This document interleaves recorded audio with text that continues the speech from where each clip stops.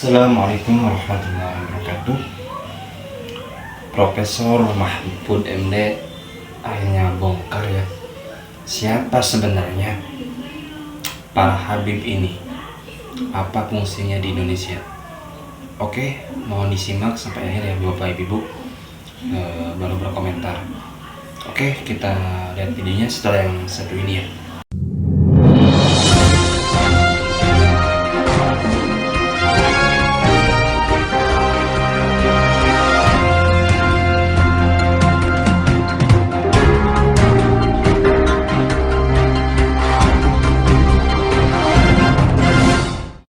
Alhamdulillah pengistimewa tinggi.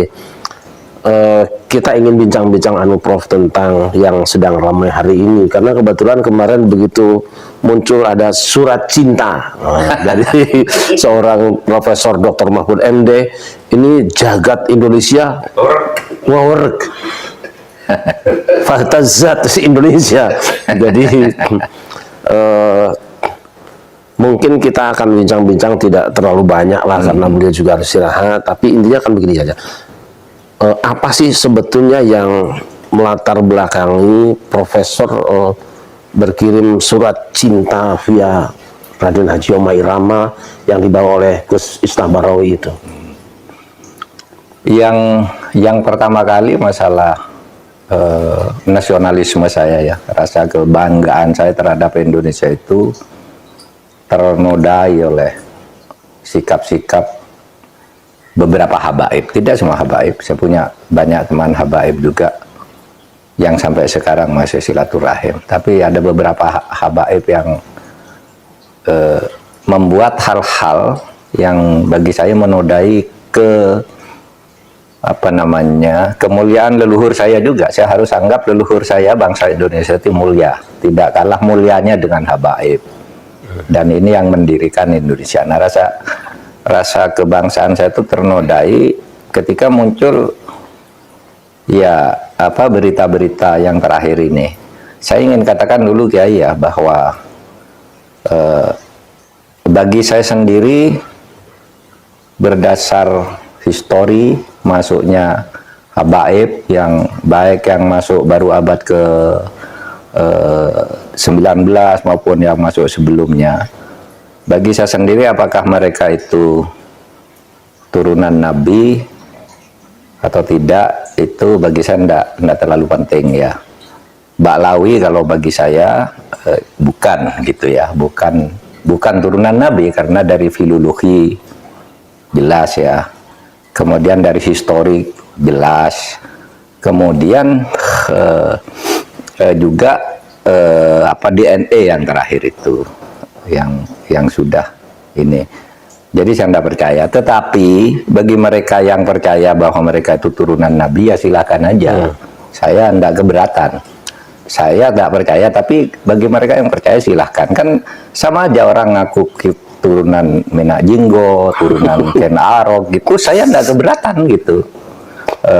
Memang kenapa kalau turunan? Bagi saya tidak ada urusan. Tetapi yang saya kemudian tersinggung dari itu ketika peran ulama-ulama Indonesia dan para pejuang Indonesia itu diremehkan. Misalnya cerita bahwa proklamasi kemerdekaan Mei 17 Agustus itu karena bisikan Habib tertentu kepada Bung Karno, itu kan tidak pernah ada dalam cerita itu. Semua yang menulis selama ini, Bung Karno pulang dari Dalat dijanjikan kemerdekaan, lalu terjadi sini tarik menarik antara pejuang, yang satu ingin merdeka secepatnya, yang satu menunda sesuai dengan persetujuan Jepang, sampai Bung Karno diculik. Tanggal 16 itu diculik, nggak ketemu Habib. Diculik oleh pemuda itu, nggak ketemu Habib siapa, diculik dibawa ke Rengas Dengklok. Pokoknya merdeka sekarang, kata Bung Karno, ntar dulu gitu. Akhirnya sesudah itu malamnya rapat di rumah Laksamana Maeda. Laksamana Maeda itu adalah Dandim lah, Dandim kota Batavia, tapi angkatan laut kan, karena di Batavia, Dandim Batavia kalau itu. Laksamana Maeda itu yang minta Bung Karno, Bung, kalau Anda mau rapat untuk merumuskan proklamasi besok pagi, di rumah saya aja, aman, saya yang jaga. Bukan Habib, nggak ada Habib. Cerita Habib ini nggak pernah ada di dalam sejarah, kecuali dulu menjadi apa itu Usman Yahya itu menjadi muftinya Belanda, ya. yang mengharamkan kita melawan Belanda, justru itu Habib yang jelas itu tertulis dalam sejarah. Kalau Habib berbisik ke Bung Karno kapan? Dan tidak pernah ada cerita itu, gitu. Orang boleh mengatakan ya, oh, mungkin Bung Karno bicara berdua, ya tidak ada, sejarah itu tidak bicara, tidak percaya pada bicara berdua. Itu satu. Itu menodai merusak rasa kebanggaan saya bahwa ini perjuangan bangsa Indonesia sendiri, bahwa ada Habib membantu. Ya bisa saja, kan bukan hanya Habib yang membantu. Anggota BPUPK itu kayaknya tidak ada Habibnya. Kalau Cina ada, Jepang ada, gitu. Arab non Habib juga tidak ada karena Abdurrahman Baswedan itu kayaknya tidak BPUPKI, bukan masuk para pendiri gitu ya. Nah kok sekarang lalu Habib, lalu para pejuang dihabibkan semua kan? Di Ponegoro, siapa lagi? Imam Bonjol. Wah itu kebanggaan orang Jawa loh di Ponegoro itu. Lalu dihabibkan. Habib dari mana? Ya Habib dari mana? Gitu. Tidak ada sejarahnya yang menyatakan itu. Nah itu apalagi sekarang langkah-langkah khurafat ya yang dibangun oleh mereka, yang ketika itu muncul gitu, kita nganggap kan itu seperti dongeng bukan buat seperti wahyu.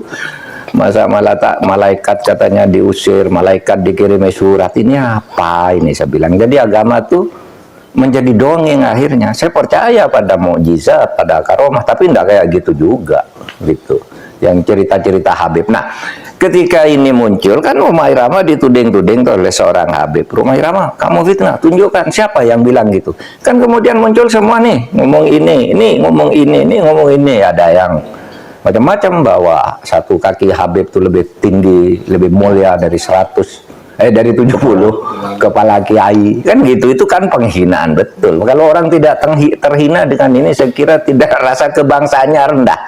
Karena itu dinyatakan, harusnya ditegur lah oleh kelompok habaibnya sendiri. Ada yang bilang juga Habib itu meskipun mabuk, berzina, itu jangan dimarahi. Karena kalau Habib itu pasti masuk surga. Aduh dari mana? Nah kalau gitu, dan ini tidak ada yang menjawab bahwa ini tidak benar gitu. Tidak ada Habib yang menjawab gitu, bahwa ini loh yang dikatakan. Kan tidak ada tuh yang menjawab. Hanya berkekeh aja bahwa Habib itu berperan di Indonesia, Habib itu wali, Habib macam-macam gitu. Nah oleh sebab itu bagi saya ya silahkan, Anda keturunan Ba'lawi gitu kan, ya silahkan. Saya keturunan Mahmudin gitu, ya kan sama aja. Anda keturunan Minak Jinggo, tidak apa-apa, Minak Jinggo juga. Bagi saya sama aja Minak Jinggo atau Ba'lawi gitu, Kenarok gitu. Artinya mereka ini mempunyai kedudukan yang sama di depan hukum dan pemerintahan. Nah yang khurafat-khurafat itu menurut saya harus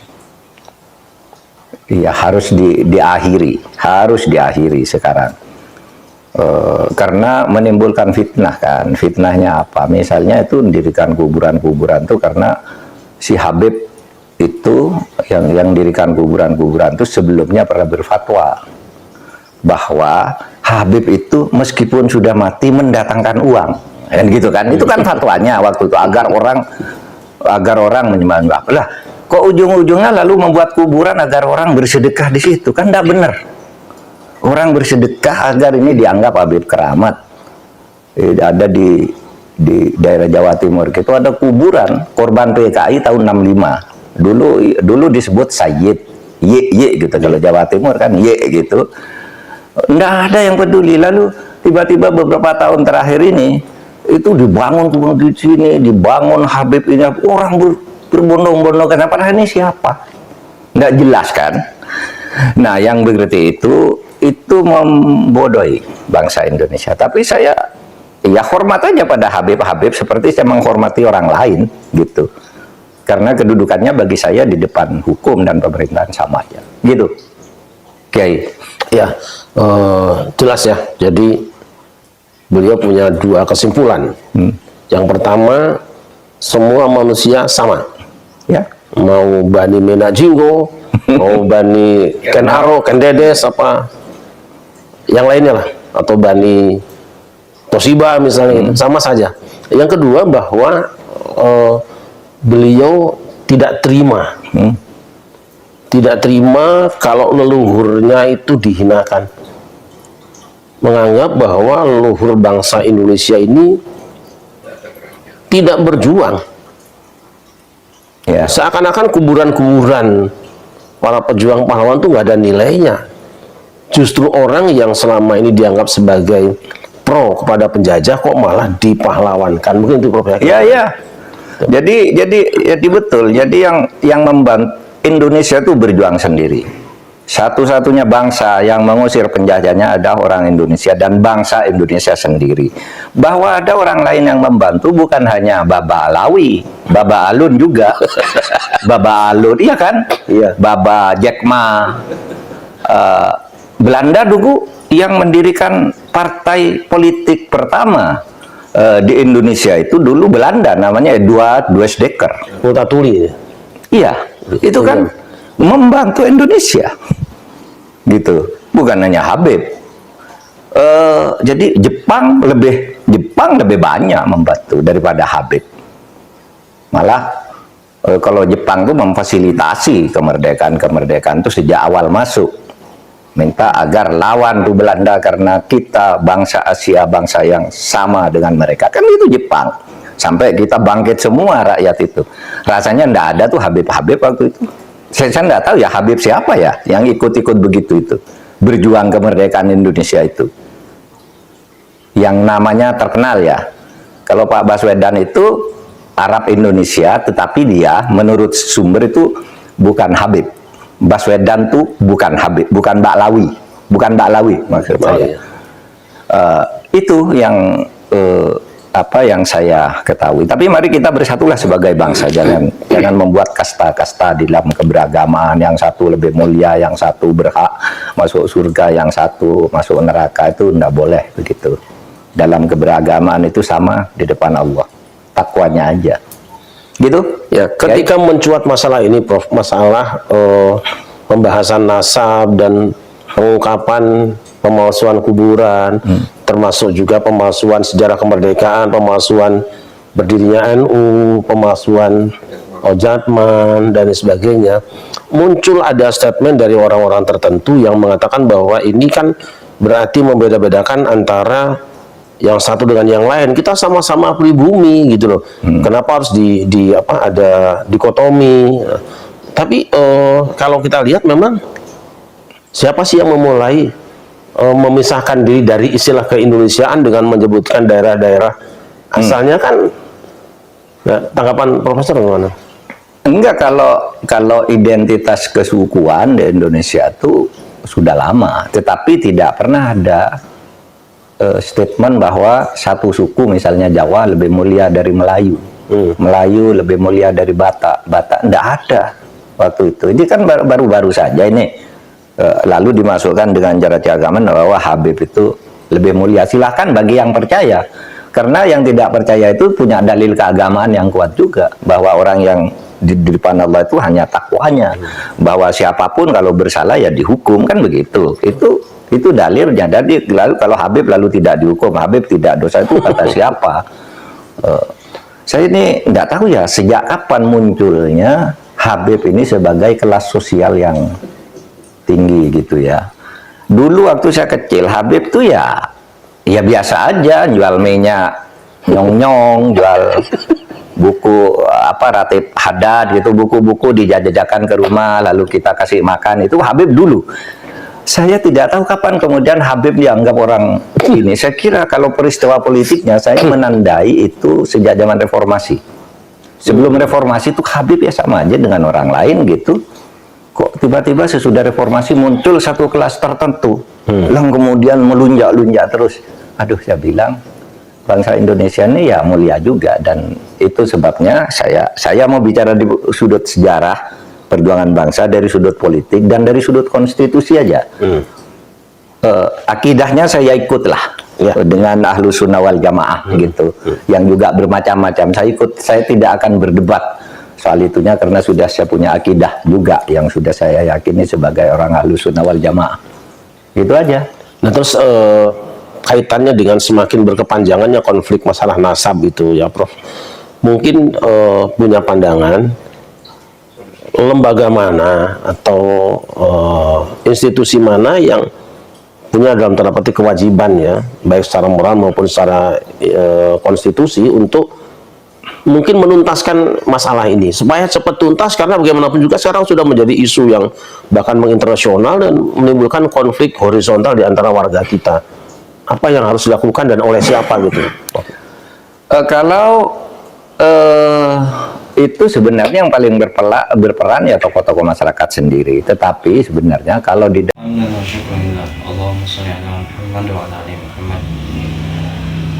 Ya, Bapak Ibu, tadi kita sudah mendengarkan penjelasan dari Mahfud MD ya, yang mana beliau menyatakan bahwa para habaib itu ya di dalam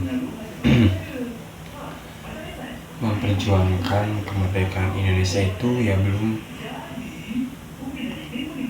ya intinya yang diceritakan oleh para habaib ya tentang semuanya dihabibkan itu dibantah oleh Profesor Mahfud MD ya Bapak Ibu. Dan tadi juga Mahfud MD menyatakan bahwa Habib Utsman bin Yahya yang menurut beliau ya itu seorang mufti yang mana mengharamkan yang membunuh para tentara Belanda, seperti itu ya Bapak Ibu. Jadi ya di sini berbalik arah penjelasan sejarah dari yang disampaikan oleh para Habib dan Mahfud MD. Jadi gimana tanggapan Bapak Ibu? Silakan di